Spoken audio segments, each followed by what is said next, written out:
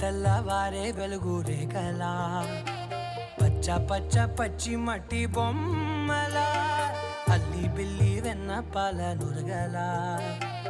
అచ్చ తెలుగు ఇంటి పూల కొమ్మలా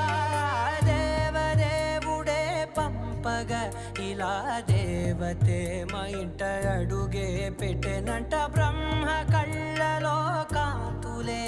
మా అమ్మలా మా కోసం మళ్ళీ లాలి పాడేనంట.